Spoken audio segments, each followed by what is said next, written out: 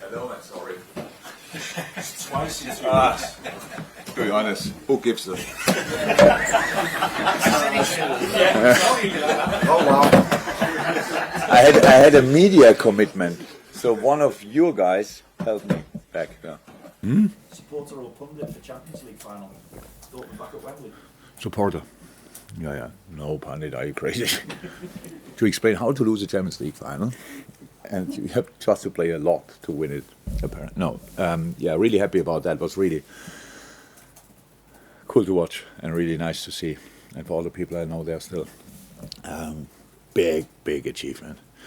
And nearly, but not in the end, not 100% the same final in like 2013. But yeah, no, nice story. It's your penultimate game in charge, your last away game, and I suppose it brings back memories of some big away days that you've had, particularly going back to Villa Park. And for me, it played a big key moment in your title-winning season. Thank you very much. He's talking about that game. I had another night at Aston Villa. I wasn't going to remind you of that one. Yes, it did. True, a really special game, that game, when we won 2-1. Because at half-time we had a little situation in the dressing room. And then we could calm it down, and then we turned the game around, which was really special. That's when you go for absolutely everything, when everything is on the edge, then these kind of things can happen as long as you settle as quick as possible. And then we turned around to really special goals. Sadio with the head, where pretty much, the foot was there, the other foot was there as well, so really dangerous. We really wanted it, and the boys really wanted it. It was a very important one. A great feeling after the game, absolutely.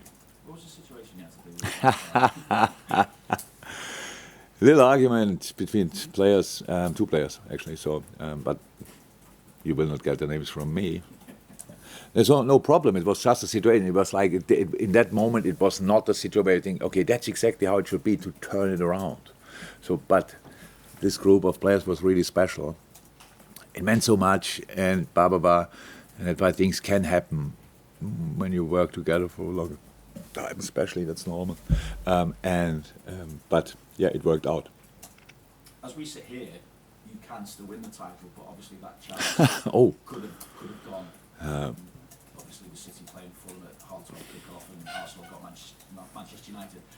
Do you think you'll have any kind of mood to deal with within the camp if that is to happen? That you if they both lose,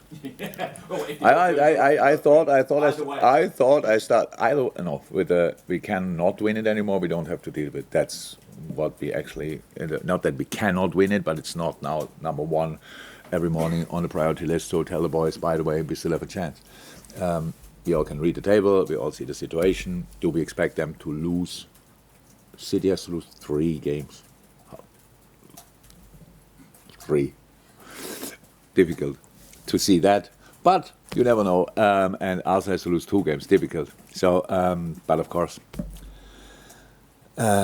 if they both play before us, of course we play Monday.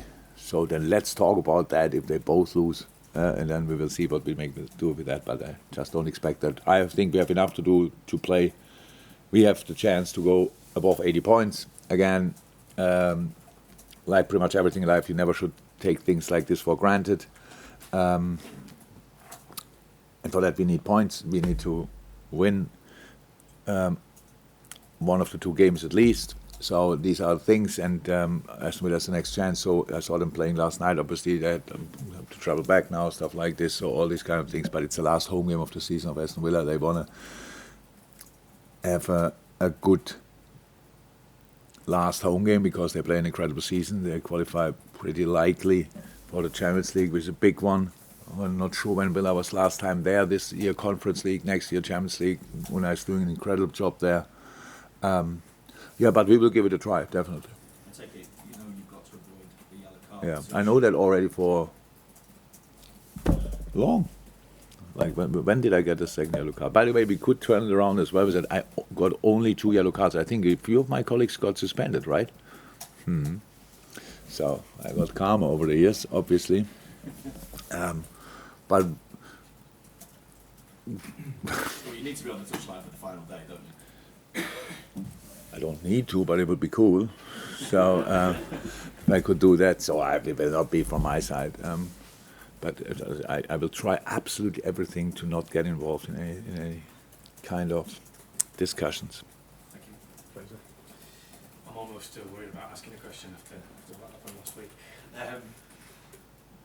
You know exactly what it's like to sustain a challenge for a Champions League place and go very far in a European competition. So what do you think it says about the job that Unai Emery has done at Aston Villa this year to build that longevity into his side to be able to do that?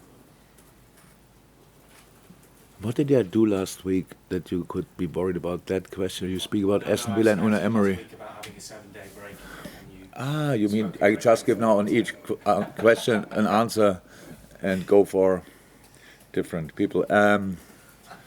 Incredible job. Unai Emery is one of the best we have in that business, 100%. Wherever he was, at success. Sometimes the clubs were not ready to wait for it. Maybe, if you look back, probably these clubs would have made different decisions. I know him for so long. I think when I met him first time, he was manager in Moscow, if I'm right. So it was in Russia, I'm pretty sure, at that time.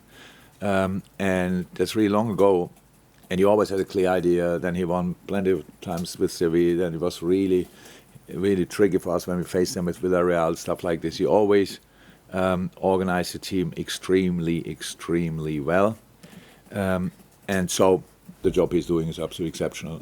And we all know how important it is for a club to qualify for the Champions League, how difficult it is to do that.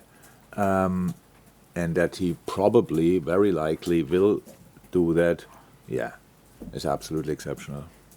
No other word for.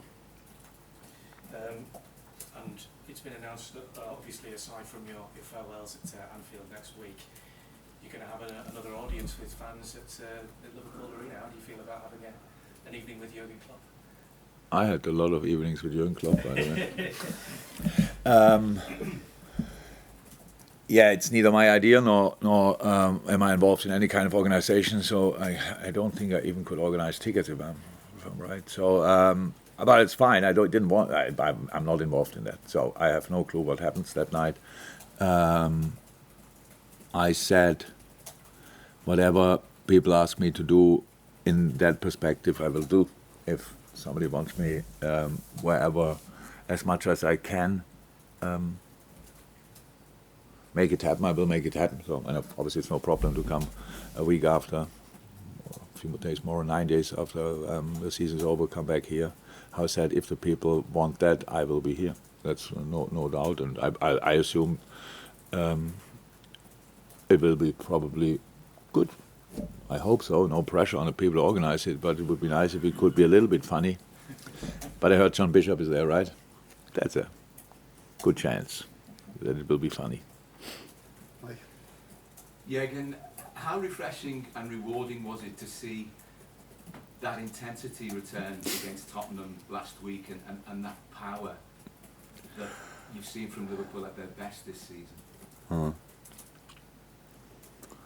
For 70-ish minutes, that was a really good game. I liked it a lot. Yeah, you're right. It was a good game. It was what we needed, what we wanted, what the people deserve to see. Is it different? Maybe I think we spoke about that. But why we didn't make it in his 3-4 weeks before? Why they happened for different reasons? But that's how it is. And if we are 100% honest, is that the season where we were the best team in the league? We had our moments. We played our best game again in our history with Man City against Man City, but didn't win it. It's always these small margins. If you win these kind of games, that can open up something.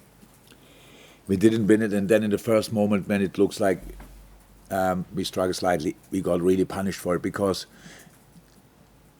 it's now not that the other teams play all the time really good, but in the moments where we played still good or okay and created an awful lot of chances and didn't score there, that just went in the wrong direction. But that was really nice to see, you're right. It was absolutely nice to see against a really strong opponent how strong they are. You saw immediately after we put the foot off the gas, and then boom.